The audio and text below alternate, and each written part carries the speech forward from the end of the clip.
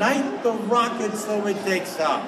And that's where Telmex, and that's where you fit in the picture. You are the match. You are the spark that will send the rocket called Mexico into space.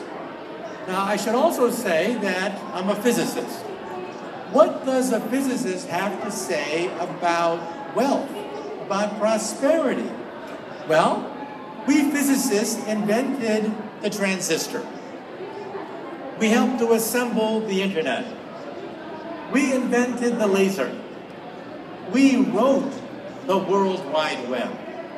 And don't forget, we also invented television.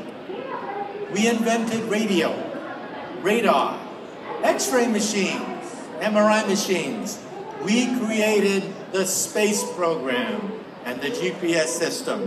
And we physicists love to make predictions. When we helped to assemble the internet, one physicist made a prediction. He predicted that the internet would become a forum of high culture, high art, and high society. Well, today we know that 5% of the internet is pornography. But that's because teenage boys log on to the internet. Just wait until the grandmas and grandpas log on to the internet. Then 50% of the internet will be pornography. And so before I begin, let me give you a cautionary story. Over 200 years ago, we had the Great French Revolution. And one day there were 3 gentlemen about to have their heads chopped off at the guillotine. There was a priest, a lawyer, and a physicist, just like me, about to have our heads chopped off. Well, they put the priest's head on the chopping block. And they asked the priest, "Do you have any last words?" And he said, "Yes." He said, "Yes." He said, God from above shall set me free." Well, all eyes were on the blade. They raised the blade.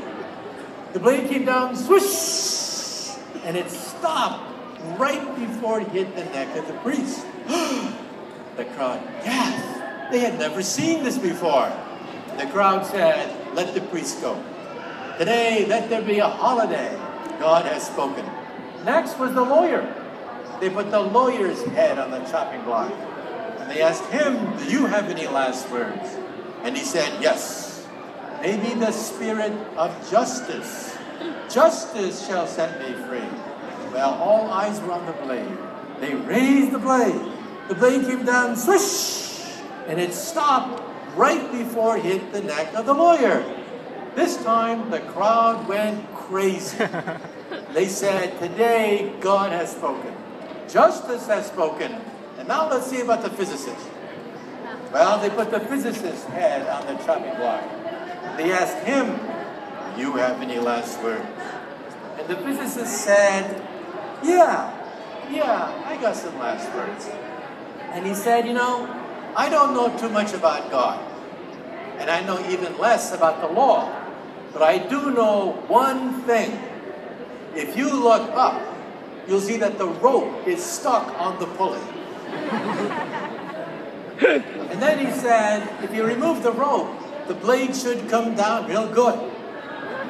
Big mistake. Big